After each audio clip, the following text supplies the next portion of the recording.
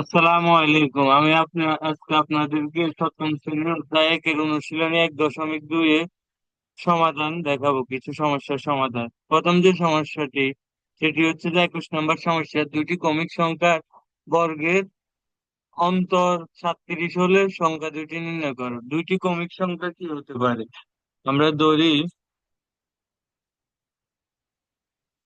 ধরি সংখ্যা দুটি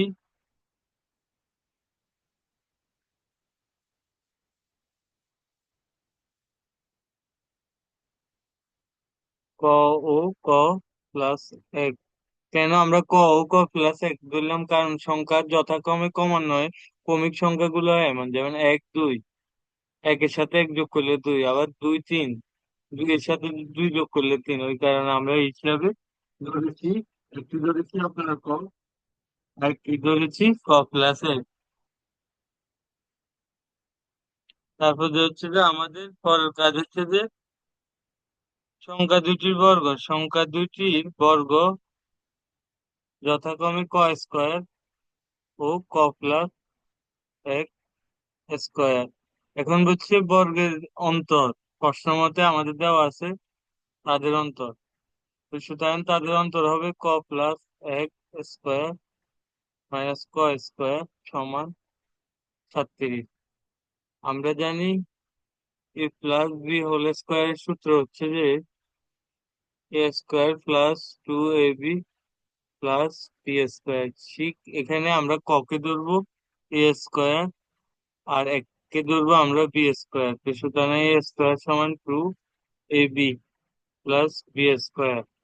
সুতরাং আমাদের এখানে মাইনাস ক স্কোয়ার সমান 37। তো আমরা এখানে ক ক যদি কাটা যায় তাহলে আমাদের থাকে টু ক প্লাস ওয়ান সমান 37। 37 কে যদি আমরা করি, টু ক সমান আমরা দেখতে পারি 36। এই 36 আবার আমরা সুতরাং ক সমান পাই 18। তো সুতরাং আমাদের একটি সংখ্যা হবে 18 আর একটি সংখ্যা হবে 19। এটা আমরা পেয়ে গিয়েছি। তাহলে একটি সংখ্যা 18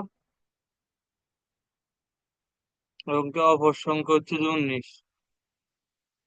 কারণ ক সমান যদি 18 হয়, অপর সংখ্যা হবে ক প্লাস ওয়ান। তো সুতরাং আমাদের এখানে উত্তর হবে 18 এবং 19।